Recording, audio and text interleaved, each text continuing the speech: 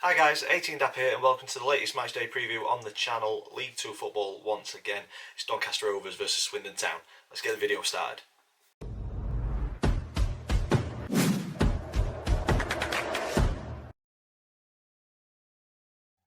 So guys, welcome to the latest matchday preview on the channel, Doncaster Rovers versus Swindon Town in League 2. If you're an existing subscriber, thank you so much for supporting the channel and continuing to do so. If this video has brought you to the channel and you like this sort of stuff, please consider clicking subscribe so you don't miss any future content on the channel. And if you are new, this is the first video that you've seen. This is the format that we go through match previews. We'll look at previous meetings between the two clubs, current form across all competitions. I choose a Doncaster Rovers player just to say a few words about, and then I choose the opponent's one to watch. So this is just my opinion. You know your club much better than I do, so if there's somebody else that should be part of that conversation, get them in the comments down below. I do like to learn about all the clubs that we play in every division and every game. And then we finish the video off with three predictions: predicted team lineup thanks to FanHub, predictions league table that me and the family do, and then the all important score prediction at the very end. So without further ado, let's get into previous meetings. And it's good reading for Donny fans for once. If you've watched these videos for any period of time, you know that at this point I normally say that the opposing team has got the better of us historically, but in this one we've played each other 31 times. Donny have won almost half of those with 14 wins, 11 draws and only 6 defeats. Hopefully we can continue that form tomorrow.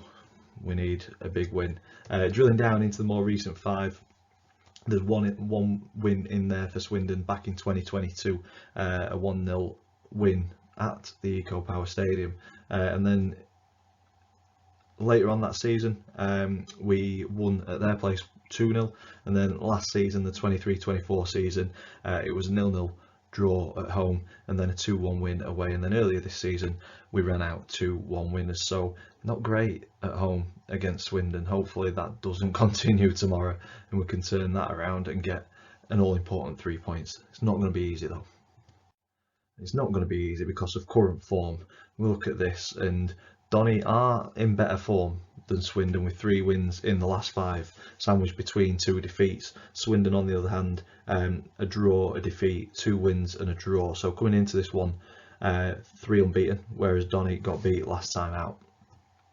But Swindon do look revitalised since Ian Holloway came in, really solidified their place in the middle of the pack. I think 14th at the minute, 10 points off playoffs, so it's not impossible at this stage of the season, but it would need something very similar to what Donny did last season in terms of that run to gate crash the playoffs. Certainly not out of the realms of possibility in League 2, but there is a lot of traffic between them and 7th, but 10 points is easily overcome at this level, so who knows, stranger things have happened. Standout results for Swindon recently after be the 5-1 win over Carlisle, drawing 3-3 against Port Vale, who were doing very, very well, and beating both Chesterfield and Walsall 1-0, which is not to be sniffed at. So there's certainly no pushovers. So yeah, gate crashing the playoffs is certainly achievable.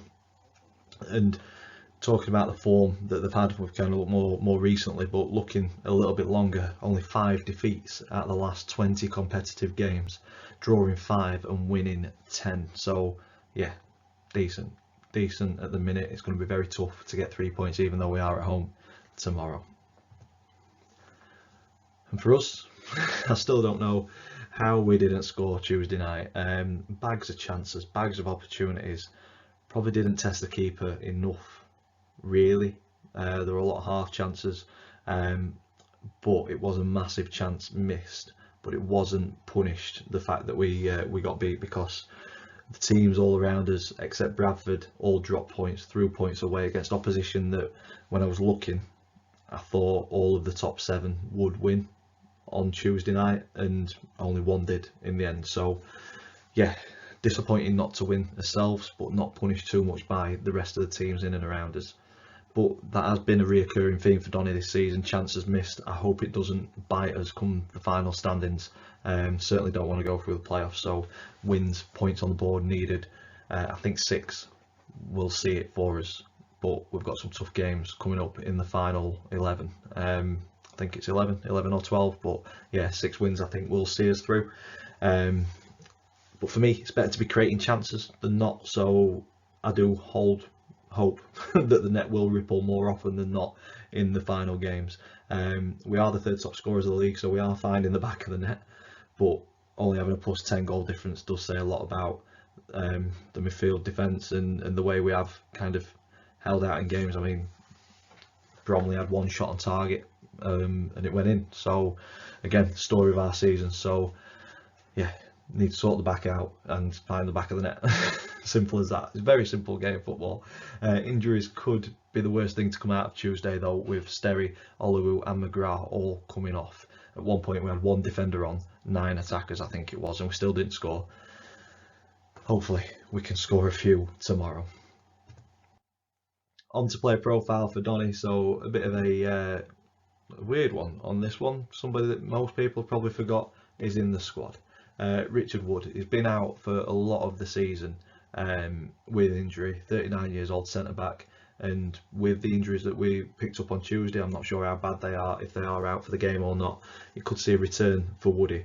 Like I say, he's not played for the vast majority of the season, played for the first 2 games, and then he's not featured until the win at Accrington on the 22nd of February. But for me, Woody was so important in the run last season, and this could be the opportunity for him to kind of get back into the squad and give us some valuable experience at the back to help us get more clean sheets, which I've already mentioned have been eluding us many a game this season. So potentially we're going to see Wood out on the pitch tomorrow. Who knows? Personally, I've really enjoyed watching the pairing of Oluwu and McGrath. I think they are certainly the pairing for the future. But yeah, you can't really pass up on getting Woody's experience in there, especially against a very big striker. Woody could put him in his pocket, so could Anderson. We will see how we line up tomorrow. On to the one to watch. I've kind of already touched on him a little bit. Absolute huge striker. It's Harry Smith, 29 years old, centre forward. Career appearances of 280, 79 goals, 18 assists. He joined Swindon from Sutton in the summer, and he's just a typical League Two target man. Big, strong, real focal point. He's Swindon's top scorer this season, getting onto the end of set pieces and just in the right place at the right time. He is a handful for many a defender at this level. So I think the experience of Anderson and Wood in there, even if Oluwu or McGrath are in there, I think they've got the ability to contain him. But it's about getting to that ball first, winning the headers, which is difficult. He is extremely tall, but yeah, winning those headers, not allowing him to kind of bring other players in as well. But yeah, if we're not on our game defensively, I think Harry Smith could have quite a productive day in terms of bringing more players into the game or getting onto the end of set pieces, which we have looked a little bit shaky on all season. So for me, one to watch is Harry Smith. But as I said at the start of the video, you know your club much better than me. So if there's anybody else that we should be watching out for and you're a Swindon fan watching, get them in the comments down below. That takes me on to the predicted team lineup. So for this, I use FanHub. If you've not downloaded the app yet, please go ahead and do so. Plenty of features to get your teeth stuck into, and they're adding more as the seasons go on. Really enjoying the map, so you can kind of tick off your 92 that you've done. But yeah, predicted team lineup. Mentioned the injuries, so a couple of changes in this one. I've gone still with Sharman Lowe in goal, Nixon at right back, Anderson and Wood in the middle. There's a centre back pairing, Maxwell on the left. Midfield 3 of Broadbent, Bailey, Clifton. I think Clifton needs to improve from Tuesday night. Really lacking, and got subbed off at half time, but it was very out of character. I think Broadbent's improving. Molyneux and Gibson on the wings with Street up front on his own. That could be the 11. I'm probably a million miles away, like I've been for the majority of the season. And that takes me on to the predictions league table. So if you're new to this, me and the family predict the scoreline for every single league game. Spot on. It's 3 points. Outcome of the game right, but not the scoreline. It's 1 point. Completely wrong. It's no points. And me and my dad went with draws on Tuesday night. Chris and Max went with wins. So we were all wrong. So no change in the table. Max is still on 26 points. Chris in second on 24. Me in third on 22. And my dad in fourth on 18.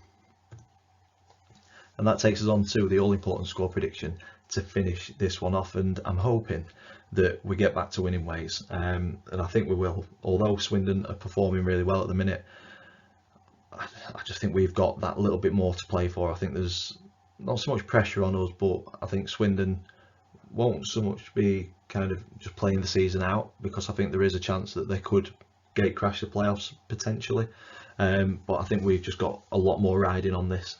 We created chances at Bromley, it just didn't fall for us, and you keep creating chances, it will fall at some point. We look really good at home against Newport. I'm hoping we can replicate that, find the back of the net, and I think we will edge this one 2-1. And that's where I'm going to leave it. If you've enjoyed it, please stick a big thumbs up on it. Get your comments, predictions, everything in the comments down below. Subscribe if you haven't already. As always, thank you for watching, and I will see you in the next one.